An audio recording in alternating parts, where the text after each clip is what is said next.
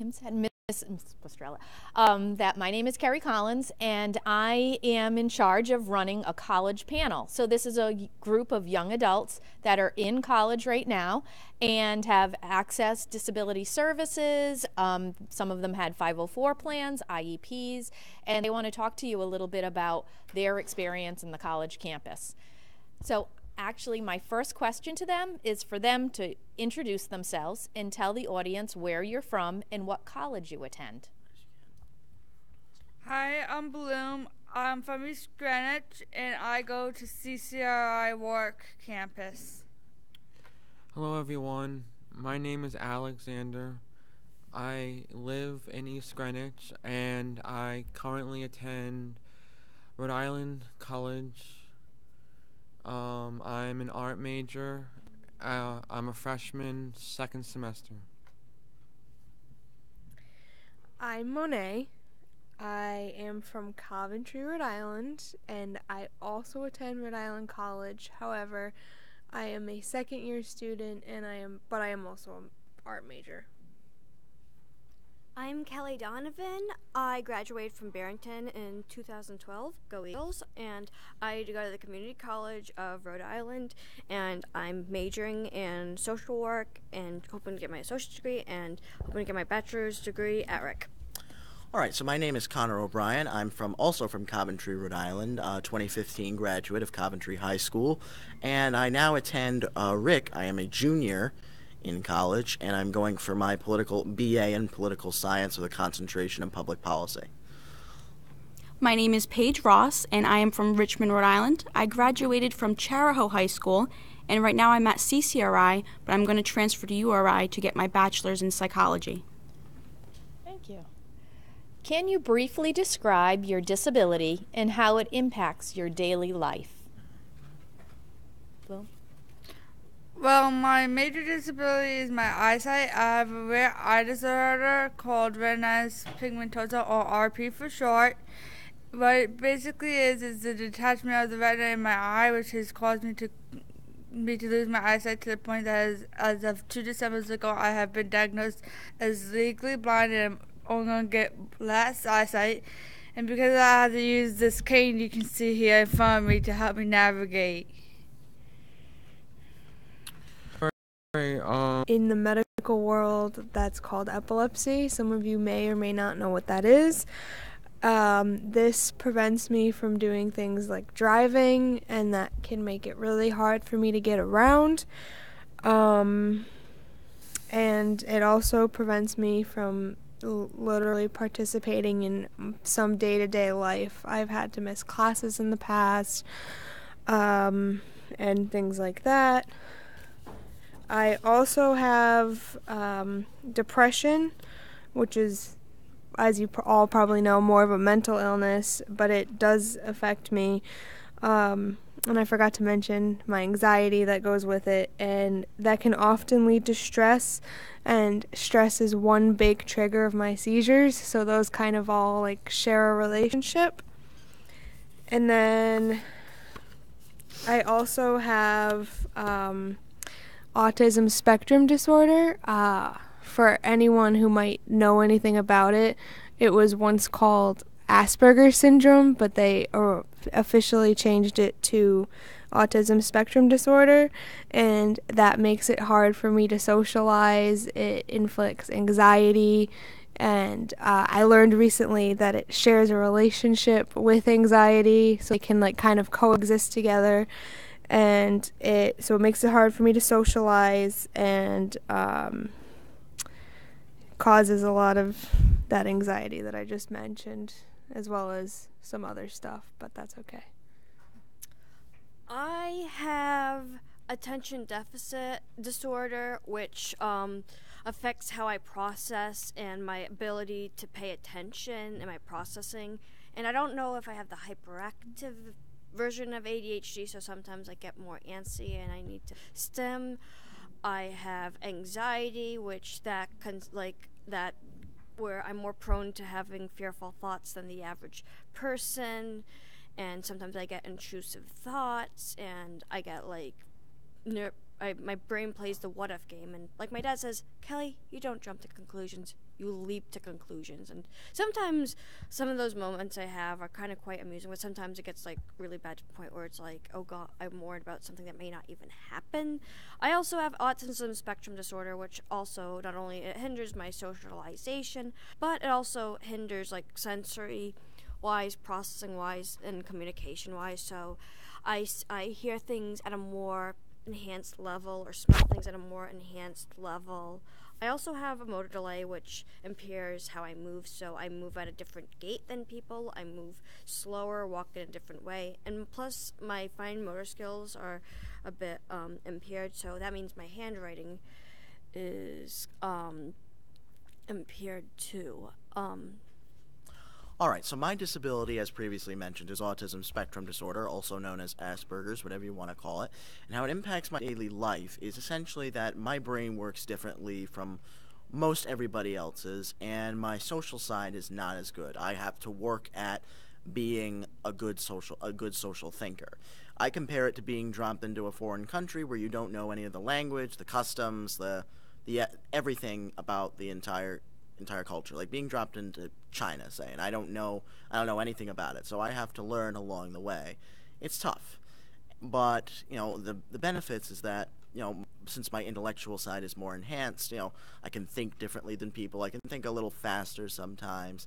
But autism also comes with anxiety. It comes with obsessing over things and having like I said, obsessions and compulsions to do things. But mostly it's a struggle 24/7 to just go through it, because by looking at me you wouldn't think that I have kind of like an invisible kind of thing. They call it an invisible disability.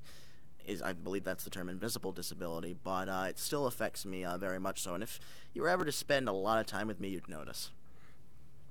When I was 7 years old, I was diagnosed with type 1 diabetes, which is an autoimmune disorder that affects the pancreas. And if my blood sugars are too high or too low, it can affect my learning and my performance in school. Now I wear an insulin pump 24/7, which is a nice little device. And I have to watch what I eat and make sure I'm getting enough insulin. And you didn't say your name. Oh, Paige.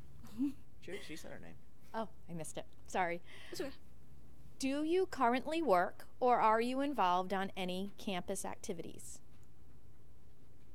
I right now I'm taking a semester off for personal reasons, and that includes clubs. But when I was last semester, I was part of CCR's Anime Club and CCR's Emergency Management Club, and I do work. I work for Advocacy in Action, Rhode Island. I am a peer specialist. I work with people from ages around 18 to 29, finding resources in the community to help them out. Excellent. Alex? Right now I do not work because with the disabilities I have, it's hard for me to work and go to school, so I want to devote my time to school. But I do like being on the campus activities. I do, right now I'm involved with 3 of the activities on campus. Well, the first one that I'm involved with is a club, and this club is Sojourn. Sojourn is basically like a religious group that comes to different schools, and they talk to you about the teachings of God on Tuesdays, which is, that section is called Co-Grow. And then Wednesday is a fun event they do just to break the week and make it so that it's easier for the whole week to go by. And we do fun activities on Wednesday, and sometimes we will help out with people who are in hospitals and donate either food or money or crafts and help them out during either like the holidays to make them happy, and we just spread joy to everyone and learn about God. And another club that I'm involved with is the Equestrian Club. And this club, well, I rode horses since I was 4 years old, and I wanted to keep doing it in college, and I found out that Rick had an equestrian team. So I signed up, and I'm on the equestrian team. We ride usually once a week, and then we do like a horse competition on Saturdays. And then the last thing that I do on campus is I try to go to a lot of the on-campus events, whether the events that are held by the student programming. These events allow me to interact with other people and to just know other people on campus, get to know them, do fun events, and have good times so that I'm not just doing work. I get a little bit of time to relax or just to know that just because I'm doing my schoolwork, I can have like a reward to compliment myself and make my life at Rick a little easier. I don't currently work. I tried working when I first started college, and as a result, I had seizures because it was too stressful. So I'm now a full-time student. But alongside Alex, I am also a part of Co-Grow and Sojourn, and pretty soon I will be going on a spring break trip to Oregon, and we'll be spending time on a Native American reserve and cleaning up the area and learning about it and stuff like that. And as for right now, that's pretty much the activities that I'm a part of, but I am looking into becoming a part of the equestrian team that Alex is also a part of. I work at Advocacy in Action. Me and Bloom have the same position. I also do this as a part-time per diem job, and I'm doing what I love and loving what I do. And as for campus activities, I do the Access program, which is like it's a thing for students, first-generation college students or students that are at risk.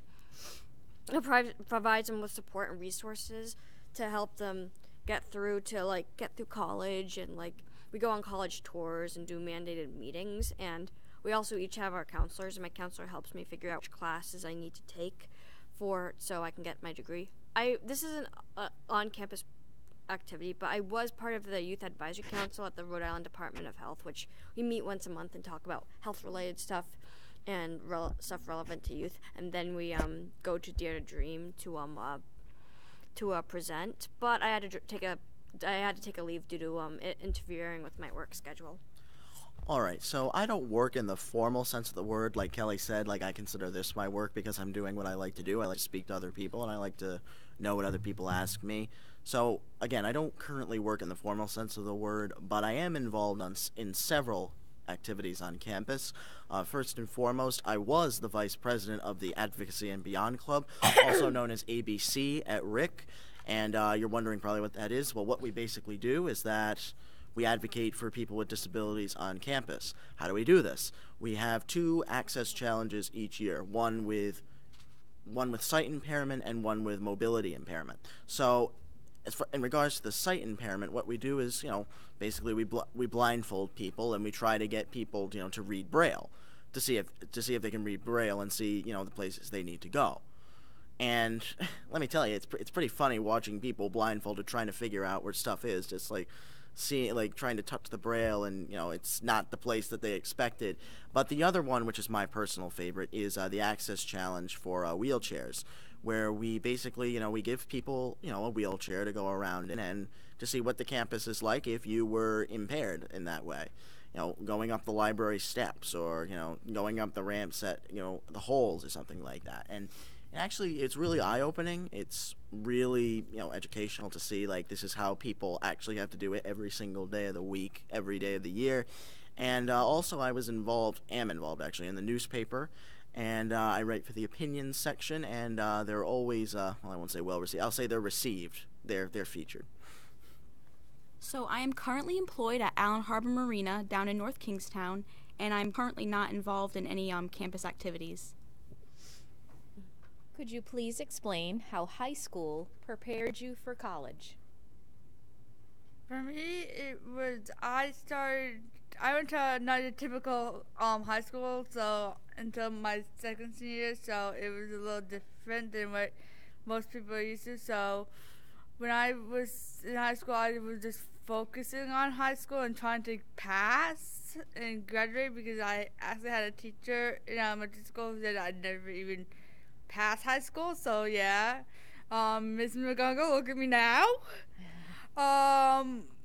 So when I started college, it was a spring semester. I was taking a class in balancing a postgraduate for vocational training and drama club. So I was thrown in sink or swim. Looked at some supports that helped me not balance. I didn't sink, I didn't swim, but I floated. So I'd have to say, for me, high school didn't really prepare me because of my non-traditional high school that I went to, but I managed.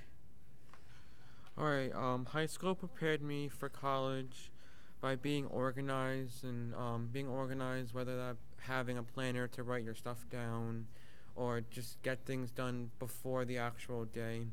It's ahead of time instead of the day before, and to have a bunch of folders for your papers so you don't lose anything, because losing papers is not good at all. And also, high school prepared me to self-advocate for myself. I remember going into high school and not being able to talk to anyone because I was so nervous. But then once the teachers told me, like, oh, write an email, and they said first they did it with me, but then eventually they had me do it on my own. And over time, I learned to write emails, talk to teachers, and even though I would do it on my own, I would always have someone just check it just in case, or like go over it with me just in case. But they helped me to self-advocate, and they also helped me to learn that getting extra help is not a bad thing, whether it being if you have like a tutor or you have just go like in college we have a writing center, whether it be a writing center, or just get extra help, because that's really important, because that's taking it the extra mile is gonna help you succeed, and you'll have a successful career. So mostly high school helped me prepare for college by introducing me to self-advocacy and time management. Fun fact, I was able to start a club my senior year, but it like kind of felt like freshman year, I don't know. But so my senior year I was able to start a club, and that really introduced me to that whole concept of time management, managing school, along with running a club, and as well as self-advocacy. Like, I really wanted to start this club, so I insisted to my principal, and that just really kind of prepared me for that whole concept of running my life by myself in college, kind of thing. High school prepared me as in the same way Alex and Monet's high schools did, organizationally and academically. I went to a very competitive school district, Barrington. They're one of the highest, that and East Greenwich are the highest ranked schools in Rhode Island, and it helped me become more organized and be more on top of my schoolwork and put effort in and encourage me to push myself to get to where I need to be. All right, so high school prepared me for college in several ways. One is academically, because college academics are a lot harder. In high school, having honors classes like myself, because I consider myself a pretty intelligent person, I had to do tougher things, and they're even tougher in college now. So I would say that I'm prepared for the world of college academics because I was so challenged in high school when it came to academics.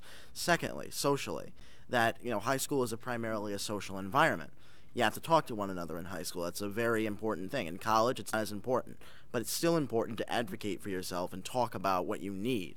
That's what I had to do in high school, because I was very complacent. I was very, happy with where I was. I didn't notice some of the stuff that was happening. So I was able to be more prepared by actually saying, well, I don't think this is right. Can we fix this somehow? Like, can this be any different? And I still do the same thing in college every day. Like when I don't have an accommodation that's maybe to my liking, I just say, well, can we fix this? Can we modify this, to some degree to make sure that, we don't, take it out or change altogether, but can we make it so that it suits more my needs? So academically, socially, and personally as well, I think high school, ironically enough, made me a stronger person, because there were times in high school when I wanted to give up and quit, but I think personally it gave me, the intestinal and mental fortitude in order to move forward, because high school is tough. I give you guys a lot of credit for going through high school. It's really tough. And college, you're prepared for anything once you go through high school, in my opinion. High school prepared me for college academically, helped me become more organized and, put in the effort, stay on top of my assignments. And I was also becoming more involved in my 504 plan meetings and my IEP meetings, which is important for college because you have to be more independent. Please share the accommodations you had in high school and the accommodations you now have in college. In high school, like I said, I didn't go to a typical high school for most of high school. I was in a school size of a hallway, one classroom all day. But when I got back into public high school, I was in a resource class. I had an IEP. I don't really know much of what I had in high school. I was kind of blind to it all until I hit college. So in college, I have time and a half on tests, large print, peer note taker, and I'm trying to get some more accommodations set for if I go back, because of how for personal health. Like if things get too over emotional for me, I'm trying to get paperwork set so I can just leave the classroom, no explanation needed. We'll see how that one works. The accommodations that I have in high school were a large text because of my vision. Audiobooks, because I might read a little slower, and to enlarge the book is hard, so to have it on an iPad or digitally, it's easier for me to enlarge it. Extra time on tests and quizzes, about 100% extra time, and the use of an FM system. An FM system is basically the teacher would wear this microphone around them, and it would amplify their voice so that I could hear it, and it would go right into my hearing aid, and it would make it so I could hear what the teacher is saying, and I wouldn't miss any of the important information he or she would say. In college, I got pretty much all the same accommodations, except because in college the teachers only meet twice a week, they have to say a lot more, and they have to speak faster and write down faster, and I'm not a fast writer, and because I can't hear as well, it's easier for me to have a voice recorder so I can record their voice and listen back to what they're saying. And it has to be a voice recorder. It can't be my phone or anything, because they don't want you to distribute the lecture to someone else, because that's a violation of the school. So a voice recorder I have for college, so I don't miss any important lectures that the teacher has. Okay, so in high school, I had a 504. I was given extra time as needed on tests, quizzes, and assignments. I had anytime passes, meaning that I could leave class if I needed to from being too anxious or stressed. And those anytime passes made it so that I could go to guidance, my school's resource room, I guess you could say, or the school psychologist, and that was pretty much the bulk of what I had in high school. I also had access to notes, PowerPoints, whatever, and things along that line. As for college, I still get the extra time. I also have access to alternate ways of note-taking, such as recording lectures like Alex or using other technology. I also have access to a peer note-taker, and I can also leave class as needed, or if I'm absent because of a seizure, I could the absence wouldn't count against me. Also, when I was a first year in college, I was permitted to a single room, meaning I didn't have to share a room with anyone. I didn't have a roommate. And this is because I also have sensory issues like Kelly here that I forgot to mention when I introduced my illness to you, or my disability, not necessarily an illness. Because as part of the autism spectrum disorder, there are a lot of sensory issues that go on there.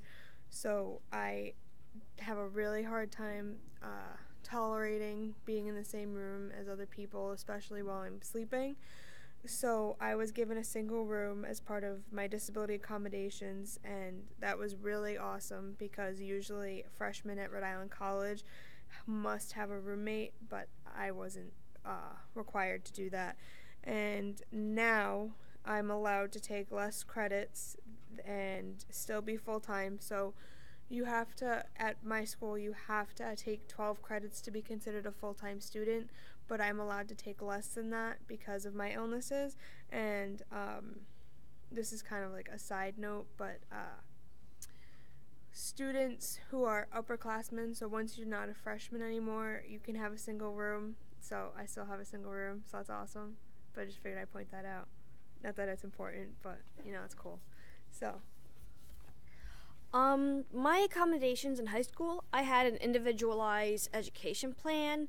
I had extra time on tests. I used an Alpha Smart briefly in elementary school. I had teachers' aides who would come with me to class, and sometimes he'd write stuff down for me in case I couldn't catch up because of my gross motor skills and my poor handwriting skills. And I would go to a period for resource called academic support, and it would be a good place to help with with school, and help practice stuff that I learned while also doing homework, like a study hall, but with more support. There's also a point where I was told ahead of time when a fire alarm would go off, but then we decided that wasn't such a good idea because then I'd start anticipating it and it would distract me from focusing on my schoolwork. And in college, I pretty much I have the same thing. I have access to a peer note taker, but I don't utilize it, and extra time on tests, which there's a point there where there's a brief mix-up on whether or not I was able to have that, but it turned out I did, and I was able to have it when I first came into CCRI in 2012, and I also have and I also am a member of the Access program, which in a sense it's not much an accommodation, but it's a program that helps students that includes students with IEP, who've had IEPs or disabilities in general, students who are at risk, helps them gain access to resources. All right, so accommodations. I'm going to preface my answer by first saying that there's the perception that accommodations are something that you can just use whenever you want, and I get this and I get that. It's not that way at all. All of us, we need these things. It's not a joyride for us. If we don't have these things, we cannot function in the same way other people do. It's just not going to happen. So I just wanted to throw that out there to only get what you need for yourself. Don't get anything extra, because that's not going to help you. That's only going to make you look worse in the long run. But I digress. In high school, my accommodations were not primarily academic, except for math. I'm not going to say hate math because that's a strong word. I strongly dislike math, so I needed help with that quite a bit. It was odd enough because I was good at it, but I absolutely despised it. But other than that, it was mainly the social component, because I didn't really talk like people in high school. I wasn't a regular, normal high school saying dude and bro and all stuff like that. I didn't say that. That wasn't my that wasn't my vocabulary. So my advisor mainly helped me out with talking with people. And it sounds like a really simple thing, but if you have autism like I do, it's really not, because you have to think about what the person is saying. Like, how do you interpret that? Like, how do you listen to somebody and know what their tone is? How do you know what their facial expressions are? So he taught me that. And I don't give him enough credit, because if it weren't for that, I don't think I can recognize them in college, because people are still similar than they are in college. But, I digress. Other than those social aspects, in college, it's different. I have mainly academic needs, like extra time on tests. I have a peer note taker. I haven't really needed that, but, I have that, in case I need it, because I know I have needed it in the past. And I also have, copies of lecture notes, because I feel that, if you're anything like me, I'm not really like a detail-oriented kind of guy. I don't like to know all the minutia. I don't like to know all the useless stuff. I want to know what's important. I want to know the concepts. I want to know something that's, what's the big picture here? Like, what do I need to know? Like, I don't want to, fry my brain by knowing every single detail. So having that really assists me by underlining the concepts and not, taking everything down.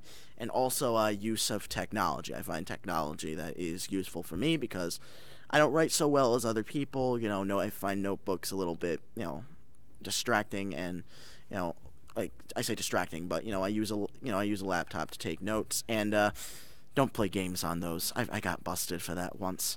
Don't do it. You're gonna get dressed down, and in college it's a lot worse. So when I was in high school, I had a 504 plan and an IEP plan.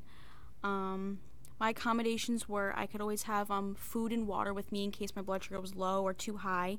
I could go to the nurse whenever I needed, and I did not need a pass, because sometimes you're in a rush and filling out a pass is kind of going to make it worse. I also had extended time on assignments and quizzes in case I needed it. And if I was missing too many classes or school days, it could be excused because of doctor's appointments and sick days and stuff like that. Number 6, what are some of the biggest differences between high school and college?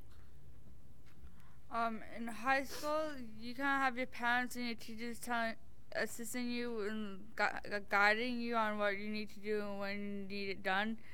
But in college, it's on you. You need to know yourself. Your professors aren't going to tell you, oh, you need this by this time. You have to look at yourself and say, oh, okay. At the first day of class, the professor will give you a paper called syllabus. It will tell you what every assignment do at every point for the whole semester.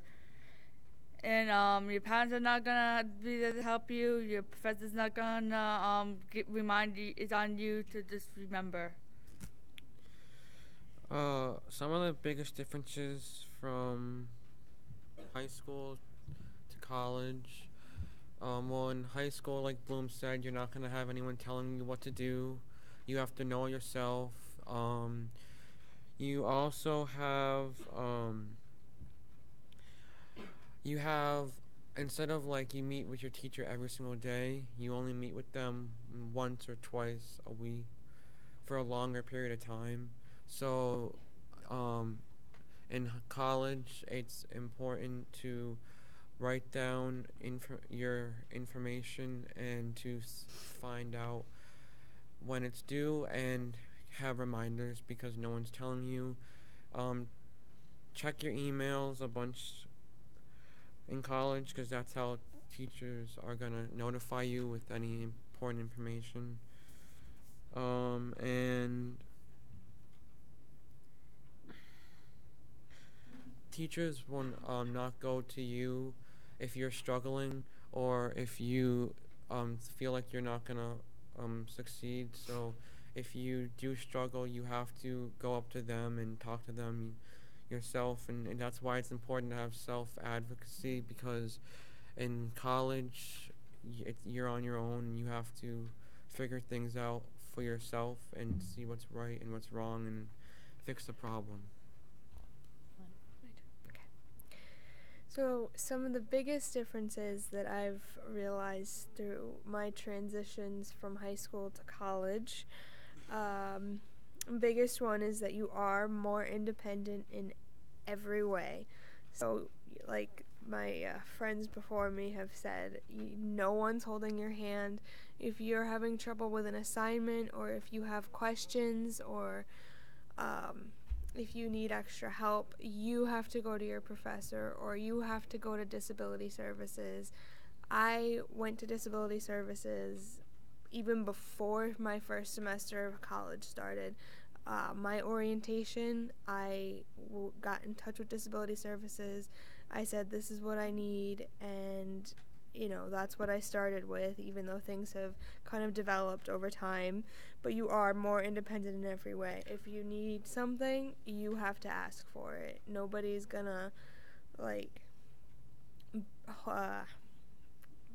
ask you and kind of guess what you need. You have to speak up. Also, you get to make your own schedule. So instead of having 6 periods a day, or however many you guys have, and have that be Monday through Friday, you could make a schedule like, for example, one class meets Monday and Wednesday from 2 to 4 p.m. And then you could have no classes on Friday. It all depends on what classes you have to take and when they meet and your schedule. Everything revolves around what you want your schedule to look like. And like I said, you are responsible. There's no one holding your hand, no one checking in on you. You have to speak up, and that's where the self-advocacy comes in. You have to say what you need and just get it done. So regarding college, work-wise, it's different. So, it also depends. So, if you're going to be a part-time student, sometimes the workload is less, depending on which classes you take and how many classes you take. But if you're full-time and you're going there many days, then it's more than what you get in high school. Sometimes you have one class a day, but twice a week, or it varies depending on which classes you take. In some classes you take multiple days in a row. It really depends. Environmentally speaking, when you're living at college, it's like living in your own dorm. You're on your own, and you do have access to call your parents, but you have to take care of yourself. But if you're commuting, it's just like high school, but bigger. As for accommodations, you don't have an IEP. You have to go to disability services and seek out your help, your accommodations. And socially speaking, people in college are usually more mature than high school, so there's less judgment going on. Usually. I don't want to make any false promises. All right, so I'll keep this brief. Probably the biggest differences between high school and college boil down to probably 2 words: independence and environment, which you've already heard before. Independence in the sense in high school, you're in a very controlled place. People are telling you what to do. You know what period you have. You got people telling you what to do. In college, that's not the case. You choose your own classes. You choose your own destiny. And if you're like me, that's awesome. But if you're also like me, you're like, what do I do next? You draw a blank, you have a brain fart. What do I do next? So you have to figure that out along the way. You have to figure out what's the best use of my time, and how am I going to use it most effectively so I can have fun and get stuff done. And that's the part that I find the most difficult. Okay, and as far as environment, college is a lot bigger. You're in a very large space. High school, you're in a very confined space. You're in a building. Sometimes you have to be outdoors sometimes in college. You have to walk between classes outside. The people are usually nicer. There's less cliques. There's more clubs, more diversity. It's a very more relaxed environment than just being in a building, for 7 hours a day. It's really more of it's more freeing. So the biggest differences between high school and college, at least for me, is you're more in control in college. You can pick your own class times, which I like because I could pick my classes around work, so I could still be making money and stuff like that. Also, you're a lot more independent, so if you need something to be successful in school, you have to be the one that's going to go to the professor or the disability services and ask for the accommodation and help.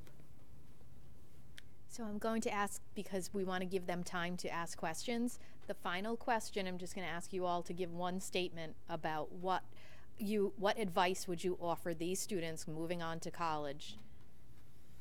Bloom?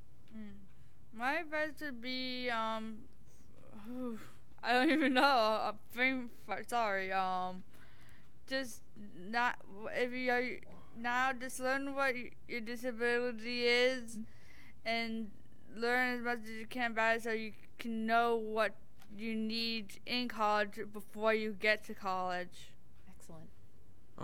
My advice for you all that are looking into going to college is to seek out as much help seek out help, because help will help you succeed, whether that be in the writing center, a tutor, or just with the teacher, or even the disabilities counselor. Go get help, because that's how you're going to succeed, and that's how you will get your success. Get enough sleep. It's okay if you're not fully, college isn't as scary as it sounds, and if you want to live outside of, out of state, and you know you're ready for it, that's fine. If you don't know exactly what you're ready for, I do suggest starting out with state colleges or community colleges, as they're more cheaper, and community colleges are very good for dabbling. And if you still need to work on life skills and stuff, I definitely suggest joining a transition academy, because they help you with vocational stuff and budgeting and work skills. And college isn't as scary as it sounds, and if you want to do something but your parents or your teacher doesn't think you're ready for it, sit down with them at the IEP and have a discussion and prove your points, but prove it in a mature, calm way, and maybe you guys can reach a compromise. All right, so I'm going to boil my advice down to two statements. I'm kind of cheating. The two of them are quotes. One is be yourself. Everyone else is taken, Oscar Wilde, and I think that's pretty self-explanatory. And the other one is injustice anywhere is a threat to justice everywhere, Martin Luther King Jr. And what that basically means is that if you see something that's wrong, don't whine, change it, because who will if you don't? So my advice would be to know your disability, know your accommodations, and don't be afraid to try new things, and don't be afraid to ask for help, because, it's really worth it. Excellent. So now I'm going to open it up to all of you. Do you have any questions for the college panel? There we go. Yes. Well, hi. And as I did, all of us, special ed right here, this little group right here. And I'd just like to say that some of us are autism, but for example, I have autism. You know how I say autism, they're not very social or anything. I'm super social. I have 1,000 friends almost. Well, okay. So, autism is funny like that. It doesn't necessarily affect everyone in the same way. It depends on the individual. Right, it manifests itself different, and I understand what you're saying. People say the stereotype, people with autism aren't social. I can understand the stereotype completely, because I'm pretty social too when I want to be. But it's different for each individual. I would say I'm more social when I'm around people that I know. Well, I'm just going to clarify that. More people that I know, I'm more social. When I don't know people, I'm a little bit more shyer, and I can understand the perception that, we're not social at all, we just stay in our rooms all day. That's a false perception. That's, every individual is different. And my favorite saying is, if you met one person with autism, you met one person with autism. It's like a puzzle piece. Graham says that. They're all different types of people. We're all different. You're more social, I'm less so. That's just a testament to how diversity is, even among disabilities. We could still be diverse in our disabilities. Or you could be that autistic person who wants to be social but doesn't know how, right? It just depends on the person. But kudos to you for having a lot of friends. And with me, I wasn't always social. Well, I'm glad the term ambivert exists, because that describes me. I'm ambivert, extrovert leaning. Because growing up, I was more socially awkward, but then I became, there are times where depending on, based on whether, depending on trauma or whatever, sometimes in my life I'd be more social. Sometimes I'd be less social. goes up and down, but over the years, like since high school, when I became more comfortable with myself, I became more of an extrovert, ambivert, extrovert leaning, and I still am, but though always it depends on where I am, because sometimes I'm less social around people I don't fully know or I'm not fully comfortable around, and depending on cause like with my friends, I'm more like out there and like more hyper. If I act really hyper and if I make I could like if Pinkie Pie I could make Pinkie Pie look zen comparison if you've met me like if you've seen me around my friends, I'm more hyper, but that if I'm fully hyper around you, that means that's a compliment. Take it as a compliment, because that means I'm very comfortable around you if I'm very hyper. Any other questions? Come on, we don't bite. We don't even bark. Got all day here. Seriously. Questions, concerns, comments, complaints? Come on, I'm getting bored. Yes. Could one of you describe how you access disability services? Oh, I will. Need to do in order to get a plan in place? I actually asked, Monet, if you can describe how do you get a plan in place with disability services? Okay, so what I did, I mentioned this a little bit earlier during my orientation at RIC, because they require all freshmen to attend a 2-day orientation. So I told them that I needed to get in touch with disability services, and this was before I started. So this was like literally right after I finished high school, before I even graduated. And so I was able to meet with disability services, and I told them I have a 504 in high school. How can this translate over to college? And it pretty much just went from there.